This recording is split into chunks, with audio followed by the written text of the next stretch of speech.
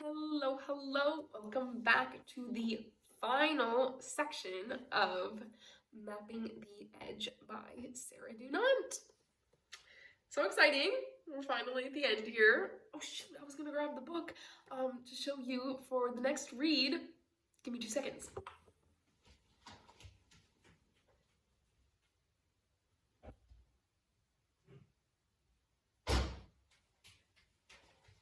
Okay, I've got it. So I did want to announce our next read. It will be the Good Girls Revolt by Lynn Povich. This is a non-fiction read. I've done 2 fiction in a row and kind of like to switch it up between fiction and non-fiction. The little blurb here is how the women of Newsweek sued their bosses and changed the workplace. So it's about like women's empowerment in work and all that good stuff. So excited to dig into that one next week. But for today, we are finishing Mapping the Edge. This has been like such a strange novel with the 2 different parallel stories happening for like what the situation is when she's away. So I can't wait to find out how it ends. If you've been with me since the beginning, thanks for sticking around. You're a real one. And yeah, let's jump right in. We are on page 279 with Home, Sunday p.m. Paul left in mid-afternoon, dropping us at the tube on our way into town. It seemed better that way, rather than having to negotiate another full-blown set of goodbyes. He had told Lily about the meeting and promised he'd be back by Monday night at the latest. He put a lot of energy into emphasizing that fact. I don't know what she made of it, but she hugged him over the back seat anyway and wished him luck. We got off at Westminster and walked along the embankment to the Tate Gallery. Outside it was hot and sticky, and London was full of tourists, people like Anna clutching guidebooks and money belts, searching for culture with a secret hankering after life. The Tate was already crowded with Sunday art lovers, but Lily was a regular, and she had a plan. She made a beeline for the kids' cart set up like a colorful tea trolley in the atrium. From there, clutching a plastic tray full of scissors, instructions, and sticky bits, we sallied forth to track down the right painting with which to inspire our own collage. She read the gallery map better than I did, and, cutting a swath through the various isms of late 19th and 20th century art, we ended up in England circa 1780 in front of a selection of George Stubbs' horse paintings, which we then proceeded to recreate with the help of large expanses of sticky-colored paper on white card. I did what I was told. Lily was at her most imperious, concentration like a force field around her. As I sat in the corner, cutting out bits of horse anatomy according to her orders, I kept thinking about how my father and I had spent the weekends after my mother's death. I was too old for do-it-yourself art and too young for Certificate 15 movies. It had been a sorry couple of years. Train journeys were out of the question, of course. I don't think my father traveled by train for years after her death, too afraid of running her over on the line, I expect. Fortunately, I didn't absorb that particular fear. Maybe, after all, it's better not to see the body. For the record, I don't really believe my mother was leaving us for anyone else. I think she just made a mistake, spent too long somewhere, and in her hurry to get back to the station, disobeyed the notices and crossed against the barrier. You never think it'll happen to you anyway. Statistics are only numbers until you become one of them. Now, I don't think there was any subtext, any other man, or the search for another life, any story at all, really. I think she was an ordinary woman who loved her family, and that what happened to her was simply an accident. I feel safer that way. Lily was staring up at the painting, her nose wrinkled up in deepest thought. Problem? I said, ruffling her hair, which I know she hates, but sometimes lets me do anyway. He's got the back legs wrong. They're too spindly. And look at that tree over there. It's all furry. It had to be said she had a point. Fried parsley, I said. What? She giggled. That's what one of his fellow painters called Thomas Gainsborough's trees. They didn't, she said, evidently delighted. I shrugged knowingly. Really? Who told you that? Can't remember. Must have been something I learned at school, I said. Where do you want to put this wavy bit? The mane, you mean? She snatched it from me, insulted. Honestly, Stell, you don't know anything about horses. No, I said. Me and George Stubbs. She rode the rest of the afternoon in equine triumph, but when we got back, tired and hot from the journey, and went into the house, its very emptiness set us both on edge. In the hall, the light was flashing on the answering machine. I saw it as soon as we got in and was desperate to answer it, but not in her presence. I needn't have bothered. She marched straight up to it, flicking all the right buttons like some kindergarten pinball wizard. The tape buzzed back, and I found myself picking her up in my arms to listen to it, just for protection. First the beep, then Patricia's voice, dancing down the line, calling to see how we all were and whether Mum had managed to get home as of yet, and that she would call again this evening sometime. Patricia, of course, would know that her charge was a dab hand at the answering machine and mediate her words accordingly. I glanced at Lily's face. The light from the horses had gone out of her now, and I could feel what I thought was a growing fragility. I did what I could. We made supper together, spaghetti carbonara, her sounding out the words in the recipe book while I did the business, bringing her in for the beating of the eggs and the tossing in the pan. We ate it at the kitchen table with parmesan and tomato salad. It was 7:15. The evening stretched ahead like wild, unmapped territory, the howl of the wolves getting louder in my imagination. The phone rang twice between the washing up and the bath. I tried not to run to pick it up. Mike calling from the theater to see how we were. Lily joined in on the extension, and he saved the best bits for her. Stories of lights that made a snowstorm on the stage and stars in the sky. Maybe after school tomorrow she would like to pop in and see it. Thanks, she said, but I can't tomorrow. Mom's coming home. No sooner had we put it down than Patricia called again. Lily chattered to her while I finished running the bath. Then I put her into it and took the call alone in Anna's study. That's grand news. When did she call? I took a sigh. It's not that simple, Patricia. It's a long story. Oh, she said after I had told it. Oh dear. And I was sure from the way Lily... She broke off, and I realized she was near to tears. Family occasions, they bring out the sentiment in all of us. I cleared my throat and told her we'd speak again tomorrow as soon as we got home. All this, and I still had Paul's late-night call to look forward to.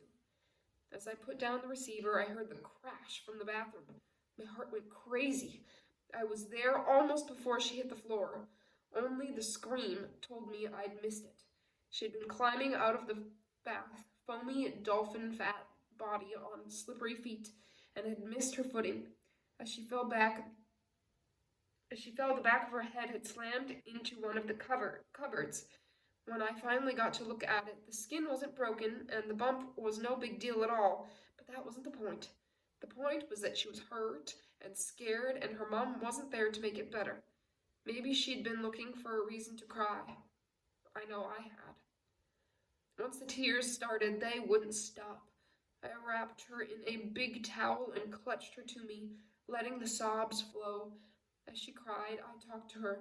You're all right, darling. Stupid bath. Poor Lily. Nothing broken.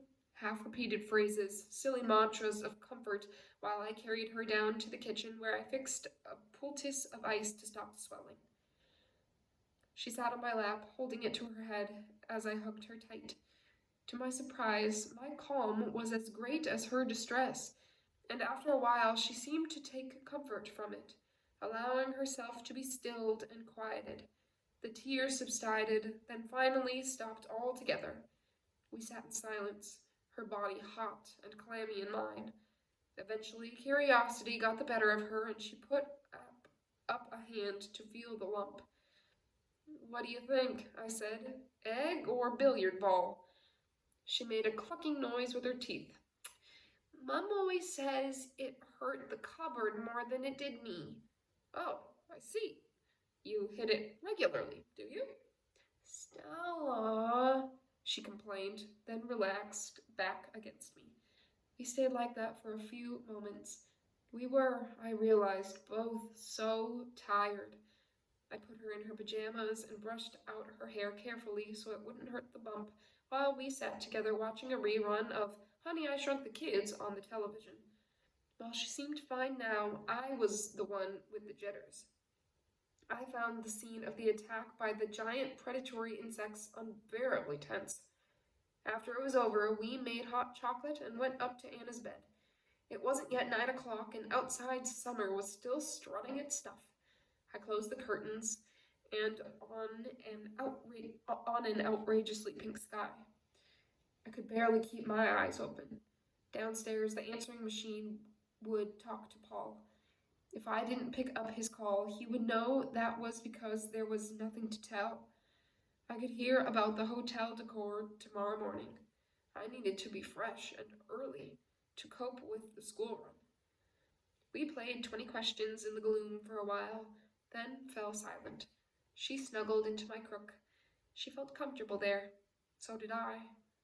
"You did all right, Stella," a tiny voice said in the back of my skull. "I really think you did all right." "Mummy's back tomorrow, isn't she?" she asked, maybe as much as 10 minutes later, when I was sure she was already asleep. "Probably, darling," I said. "We'll have to wait and see."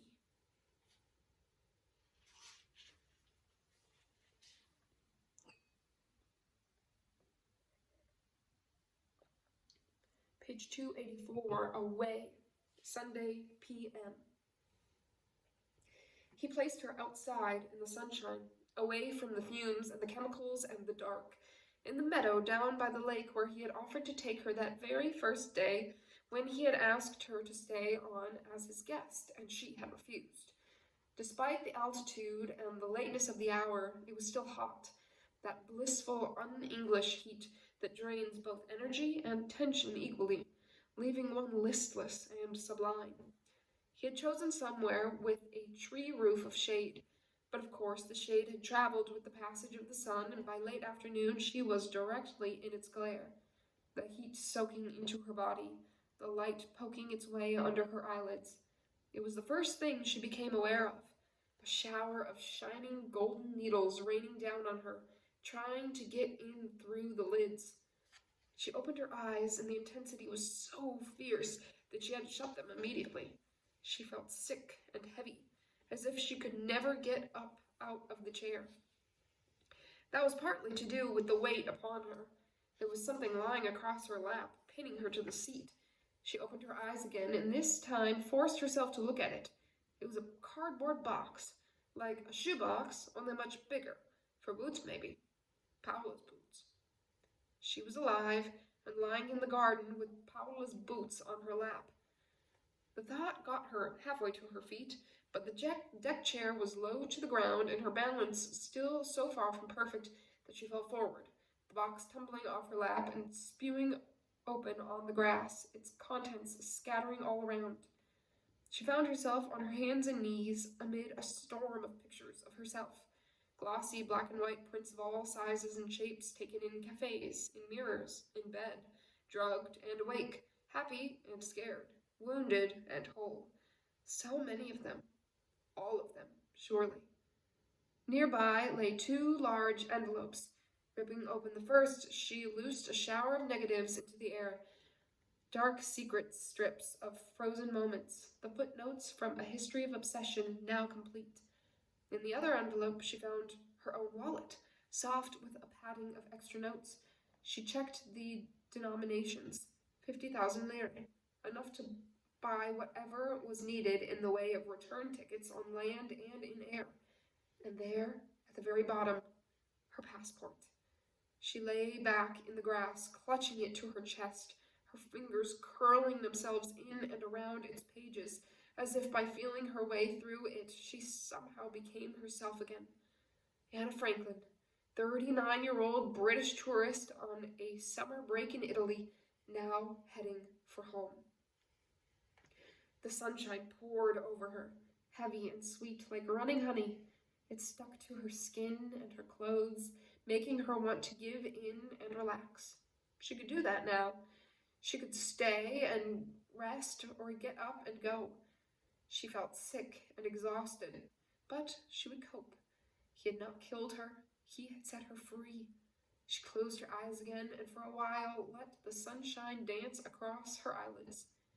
When she felt she could manage it, she pulled herself to her feet and gathered the contents of the box back into it again. Only now did she notice the plastic bag, which had fallen behind her.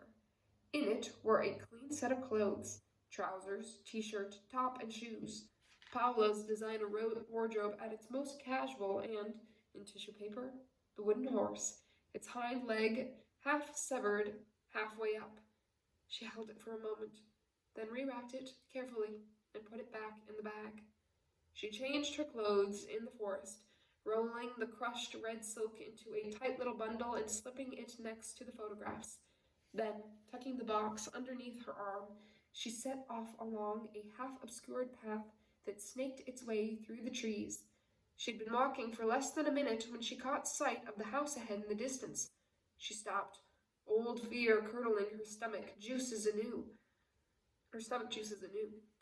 From afar it seemed so benign, emerging out of the forest landscape like an advertisement for summer lets, a beautiful old Tuscan building, proud of its ability to withstand weather and history. The sun was behind her, blowing hot breaths across her shoulders and the back of her neck, teasing her with its warmth. She stood for a long time watching it, wondering if, in turn, it might be watching her, but she could feel no malevolence. She took a few steps closer. She realized now that the house was closed up, its shutters drawn tight against the insistent attention of the sun, as if the building, too, was resting afterward, protecting itself against any further madness of its occupant. She could make out the front gravel drive, and as she did, so she could hear again the sound of his feet as he pulled her from the car, the beautiful nausea of the evening sky. But there was no car there now. He had gone. Had he followed his wife into that last good night, or simply locked the door on the past and walked away? As she thought this, she realized with a shock that she was no longer so afraid of him. It was as if her freedom and his absence allowed almost an acceptance of him, the way you might feel toward a companion with whom you've shared a terrible journey, someone you have disliked, even hated and despised at times, but someone with whom you have seen it through, have come out the other end. She slipped back into the trees, negotiating her own track through the forest in the direction of the road. She took it slowly, aware of the after effects of the drug still washing through her. The sweet, almost familiar sickness played at the edges of her brain, making every step intense, concentrated, so that it took her a long time to cover the couple of miles to the main road, guided onward by the growing sounds of car engines and a haze of sunlight. Once there, she could probably have got a lift immediately if she stuck out her thumb, but the summer traffic that passed her was mainly small cars full of families, and she knew that she couldn't be close to any child but Lily right now. So instead, she stayed parallel to the road, hidden in the forest, and walked on alone. The land continued to climb steeply, the low sun fracturing in between the tall, towering trunks of the trees, like the pillars of some vast Gothic cathedral suffused with light. At an intersection half a mile on, the forest began to die away, and she saw a sign to the monastery of the Stigmata of St. Francis of Assisi, an austere chapel perched high on a spectacular outcrop of rock to her right, with its with its adjacent long white buildings seeming to sprout straight out of the stone. St. Francis. There was a man who knew a thing or two about trials and tribulations. The people who visited his shrine would be the sort to help a woman in need without asking too many questions. After all, she had perfected her Italian now. One way or another, she would get herself a lift, if not to Florence, then to Arezzo. If not in time for tonight's flight, then in time for tomorrow morning's. It was over. She was going home. Away, Sunday, p.m. The woman was lovelier than she had remembered her from the church, but then they hadn't been this close to each other before. She was sitting in the middle of an Italian landscape in high summer, cypress trees and dusty roads, with her son's body draped like a monstrously heavy bolt of cloth across her lap, her crisp blue skirts crushed under the bulk of dead flesh. Yet, despite her body's complaint, her expression was serene. She was beautiful, younger than she ought to have been given her son's age and her own suffering, an almost teenage plumpness to her features, a peach blossom sheen in the brush strokes of her hair, of her skin. Her eyes were cast down as befitting her grief and modesty, yet the overall impact was more human than ethereal. She looked more like someone's daughter or sister than the Mother of God. Take away her awful burden, and she would, you might think, have the inclination to go dancing. It was that earthy quality that made her the more arresting, marking her out from 100 other Madonnas as loving, but less alive than her. Her. The pronoun stuck like a fly in syrup, impossible to miss once you had heard its panic buzzing. Her. Of course. This was the her in the message on the mobile phone, the her that had to make all the right connections, the her they had to get back as planned because the client was waiting.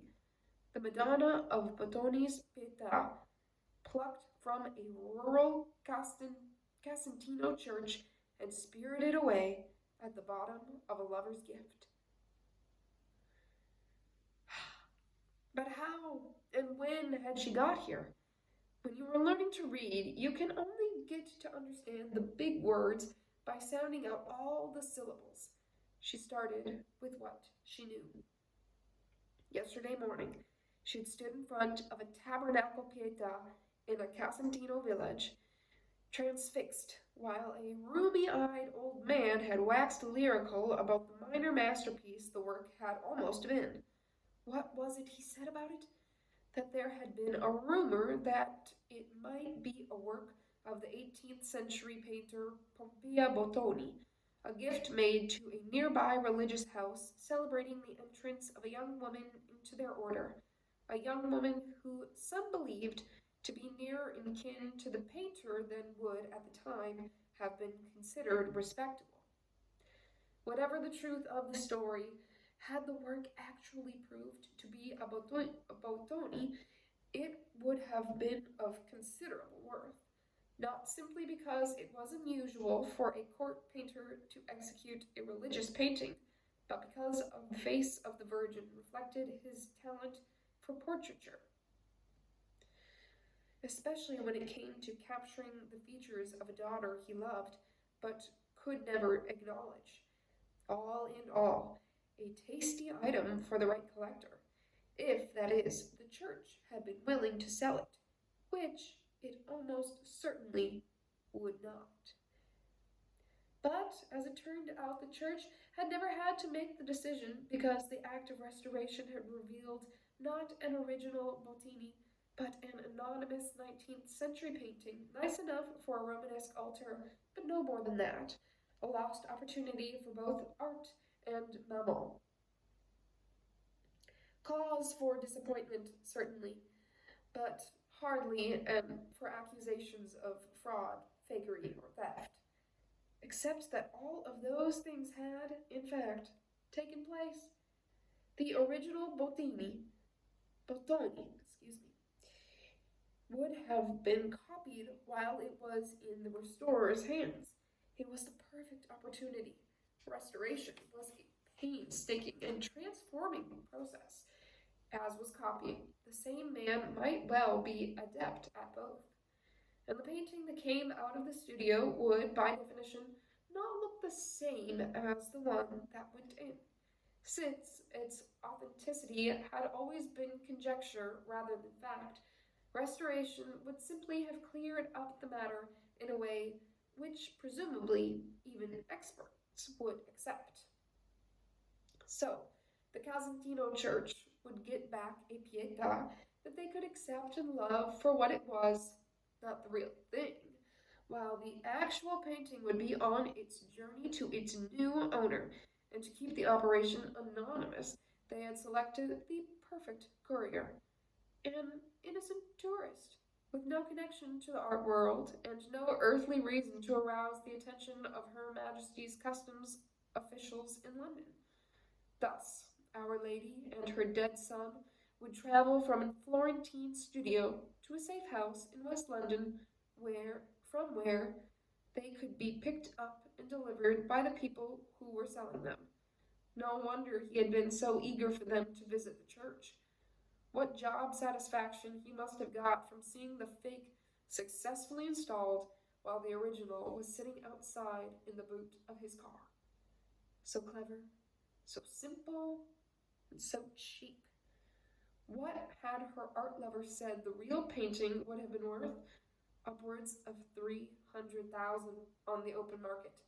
And when the market was closed, and this was a one-time special, the chance to own something unique, something that no longer even officially existed, presumably if that was what turned you on, then you would pay whatever it took to get it. Even with the expenses, the profit margin would be considerable. Take away the price of a good faker, the services of a talented leather merchant, and the time it took to wind the right woman around your little finger, and you had, what, 200,000 pounds? Probably more. The last item of cost would hardly register anyway. Even drug barons paid their carriers for the stomach aches they cause. Diseases of the heart, however, do not qualify for compensation. All in all, a highly profitable venture, but only if you got the product home safely. If something went wrong in transit, if the luggage got damaged or mislaid, then all of that handsome profit would turn into loss, and the reputation of the supplier would become as dingy and cracked as the paint on an unrestored old master, not to mention the damage it would do to their monstrous confidence. She slipped the plump young Madonna back into her firm leather binding, sealing her off from the immortality of the world around her, then made her way back to the station, where, before catching the night train to Florence, she did what had to be done with left luggage. Page 291, middle of the page. When the train got in, she grabbed a few hours' sleep on a bench in Santa Maria Novella station, then rang him as early as she dared before she left for the airport, 5:35 a.m., European time. It rang a long time. Where would he be now, this man with his mobile life and phone? At another airport, reading another set of want ads, or at the end of a homecoming night with a partner in crime. Ah, well, time to wake up now. Hello, Samuel, she said, standing by the bank of phones, a tower of coins on the top. Who is this? He said, perplexed rather than sleepy. What, forgotten me so soon? Anna? And to her satisfaction, his astonishment was impossible to miss. Anna, is that you? Yeah, she said gaily. The same. How are you? I'm okay. My God, how incredible to hear your voice. How did you... I got your letter. It was very moving. How is she? She's going to be fine. Listen, I can't really talk to you now. I'm still at the hospital, actually. Why don't you give me your number and I'll call you back in a bit.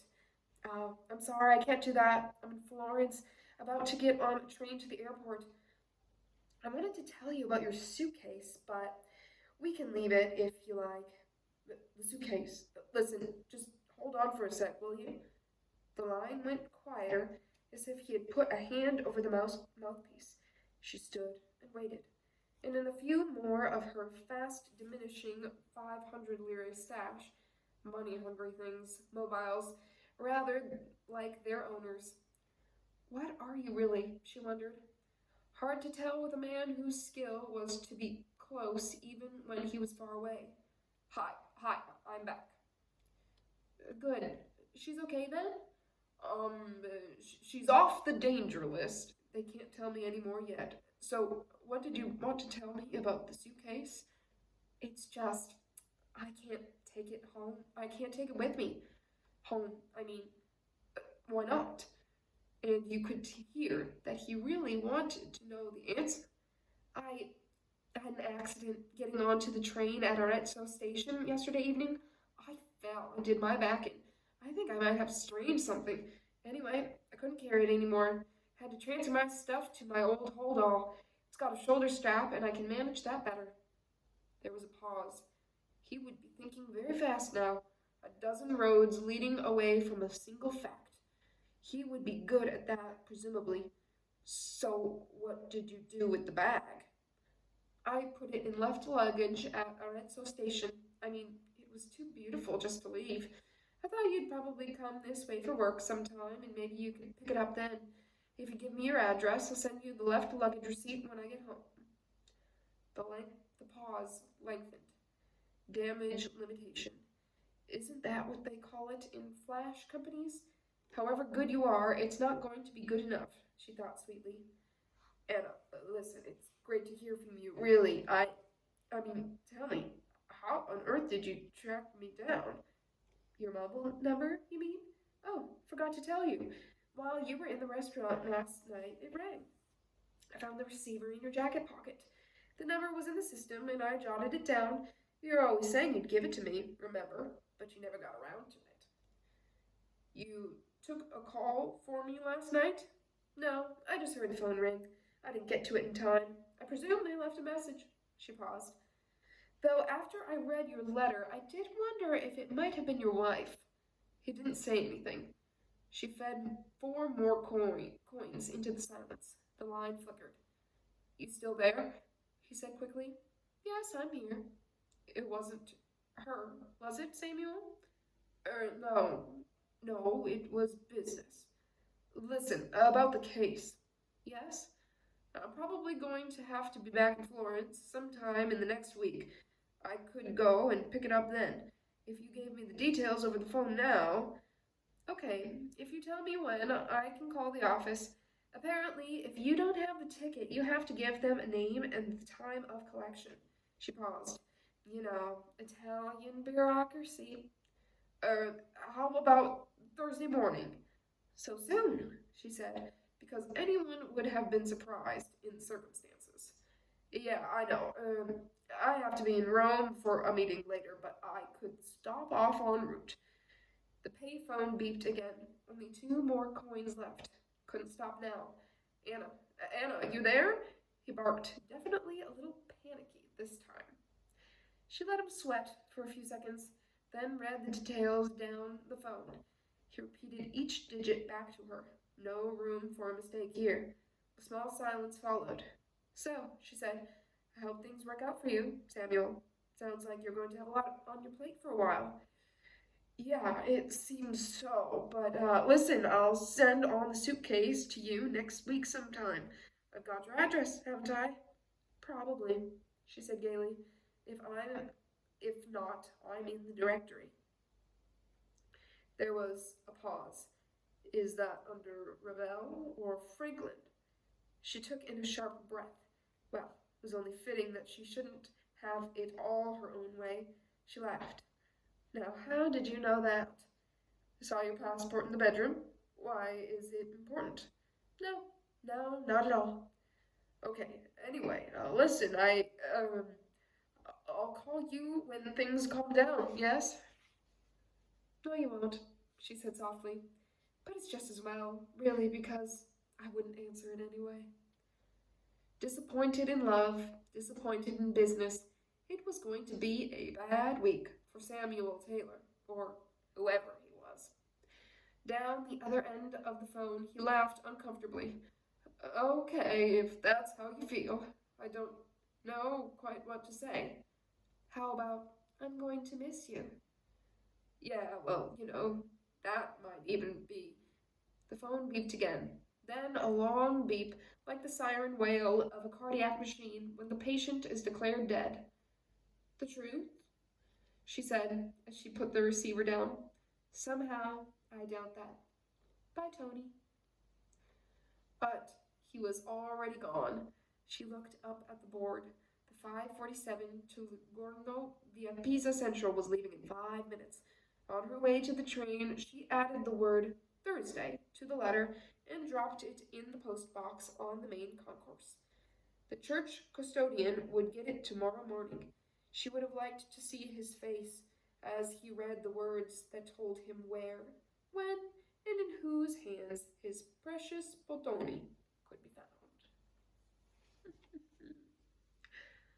Transit, Monday a.m. 7:10 a.m. Pisa Airport. The concourse building starts where the rail track ends, but alas, there are no direct trains this early, and passengers from Florence have to go to Pisa Central and take a taxi from there to the outskirts of the town.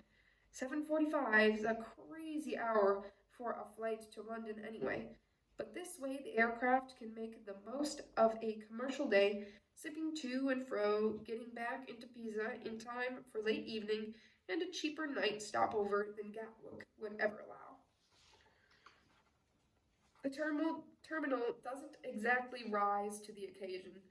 The one duty-free shop is elegant enough, but closed. The cafe, open, but ordinary. Most people don't have time for it anyway. The flight is already boarding, though the desk is still besieged, a mixture of foreign travelers and Italian businessmen with briefcases heavy with spreadsheets and ambition. The woman at the end of the queue fits in neither camp. Though she has just come out from the bathroom, she looks disheveled. Maybe it's her face. Impossible to ignore the thick purple bruise disfiguring her right eyebrow, or the exhaustion in her eyes, not to mention the large plastic bag that seems to constitute her entire luggage. Although no one is consciously looking at her, she is well aware of the impression she must make, and the fact that when it comes to her turn at the desk, it will put her at a distinct disadvantage with the ground staff. As it does. The man on the desk tries not to look at her face as he scrolls down the computer list, shaking his head all the time. I'm sorry, madam, we're absolutely full, he says in admirably plain English, and as you see, there is a waiting list. She takes a breath. But you don't understand. I have to get home. My child is waiting for me. I've been trying to get out of Florence for the last 3 days. The British Airways office in town, they told me this flight would be the one. They told me to come here and try. He frowns. I had no right to tell you that, madam. As you can see, we are very busy. This is the high season and all the planes are full with people waiting. I'm sorry, but all I can do is put you on the standby list. But she knows this isn't the whole truth. She has friends who fly with silver cards and business accounts. She understands that planes are only full to the wrong people, and that depending on who you are or what you are willing to do, you can always find one seat. He is waiting for her to move, but she stands her ground. Then she begins to cry. Quietly at first, then louder, wilder sobs, and clutching of breath as if her very heart might break open on the airport concourse, and he, the desk clerk, will be the one who has to pick up the pieces. He watches her with growing apprehension. It is altogether too early for hysteria, and in his experience, despite their phlegmatic reputation, the English have a peculiar talent for it. Around her, people are beginning to fidget and look anxious. There's no supervisor on site this early, and the flight is due to take off in 15 minutes. He runs his cursor down the computer lists again, then checks the waiting list and the clock. All right, he says, and she calms down with impressive speed. World Traveler is completely full. I can't do anything there. But it looks as if we will have one club seat free. There is a waiting list on it, but since this is an emergency and a question of children, of course the seat is more expensive. And he looks up, obviously hoping this will change her mind. How much? He pushes a few buttons and comes up with a sum that would have taken her to New York and back by most carriers. She doesn't blink an eye, just digs out her wallet and lays the cash on the table, a mixture of English and Italian notes, and finally, when that isn't quite enough, the last 10,000 lire in change. But by the time he completes the paperwork and hands her the boarding pass, the flight is already flashing last call. At the bank of phones at the back of the concourse, she rummages frantically through her plastic bag, pulling out clothes and packages in search of any overlooked currency, adding a few further coins to the pile of lire stacked near the receiver. She takes all the money and shoves it into the slot, then dials. At the other end, the message is short and to the point. Anna and Lily are not in at the moment. If you want to send a fax, please dial. She gets ready to speak. Home, Monday a.m. I had set the alarm for 7:30, scared that we might somehow oversleep and she would miss school, but of course I was awake long before that, lying with her by my side, imagining the rest of my life as a working mother. I had drafted out my resignation letter to the firm and put the apartment on the market. I had yet to find the right job in London. Part-time in corporate law is something of a contradiction in terms, but I was far from exhausting the possibilities. As I went through all this, I didn't think about Anna. It was almost as if she were in cold storage somewhere, suspended in Dante's purgatory, somewhere between the living and the dead. Due home any time, it read on her label, contingency plans being made meanwhile. I had got as far as next year's summer holiday, visiting my father in New South Wales, when the telephone rang. I looked at my watch. It was 6:37, too early for Paul. But an hour later, in Italy. Not in at the moment. If you want to send a fax, who else could it be but her? Leave a message after the beep. As I hurtled my way down the stairs to switch off the machine, I thought of Lily and my mother and all the ways in which you can never predict what is going to happen next. Thank God. Thank you for call. I had it in my hand. I pressed the off switch and brought it to my ear. The line was loud and alive with what could have been the sound of a voice, and then, equally suddenly, it was dead. Anna, I said softly into the receiver. Anna, because in that split second I was absolutely sure that it was indeed she, and that the tunnel of madness we had been pulled through, the fantasies with which we had been torturing ourselves were about to end. At the top of the stairs, Lily, the telephone ghost, was standing, waiting, drawn by the echo of the ring. I grinned up at her. I think that was your mum, I said.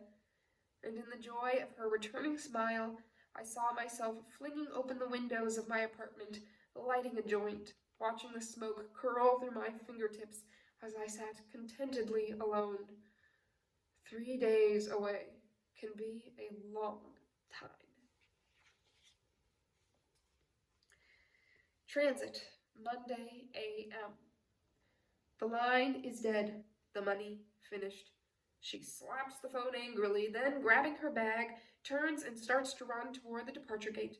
The concourse is almost empty now. Any remaining would-be travelers have dropped off the end of the waiting list and have either left or are settling in for the day. She is the last through passport control, the last through the security check. She smiles her apologies. She's eager to be gone. Glancing into the departure lounge ahead, she sees it is empty apart from the ground staff at the gate. checking the list in front of them. They won't go without her. Not a club-class passenger, surely. As she scoops up her bag at the end of the X-ray machine, the top layer comes loose, spewing clothes onto the rollers. She stuffs it back in, and as she does, she realizes something is missing. She plunges her fingers down deep into the bag, feeling for the wrapping paper, searching for the weight of the heavy wood and the sharp ridges of the horse's legs. But it's not there. Lily's present. She must have taken it out when she was going through her bag for extra coins to make the call. Must have left it at the telephones. She can see it in her mind's eye, discarded on the floor, waiting for her to come back to it. The wooden horse. Maybe the only thing from this whole wild, vicious journey worth keeping. She glances quickly back from where she has come, but the concourse is already a foreign country, separated by customs and passport control, and the flight is leaving. Her hesitation lasts barely a second before she hauls up her bag and moves swiftly toward the gate. The departure lounge stretches out in front of Anna like the future. On the other side of the barrier,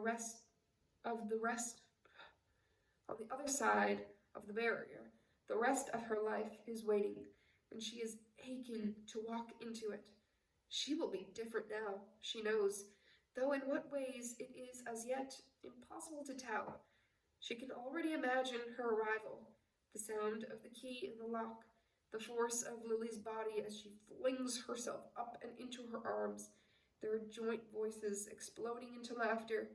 With each step, she feels lighter, carefree, made almost younger by the sense of anticipation. Anna is coming home. Meanwhile, behind her, a man walks across the airport concourse to a bank of telephones and, reaching down, lifts up a small brown package before continuing on his way. And that is the end. She's going home. Hope that you enjoyed this one, coming along with me, Mapping the Edge. And join me next time. Subscribe so that you can join us for the Good Girls Revolt by Lynn Povich. Excited to jump into that one next week. But for now, have a good weekend, and I will see you next time. Bye.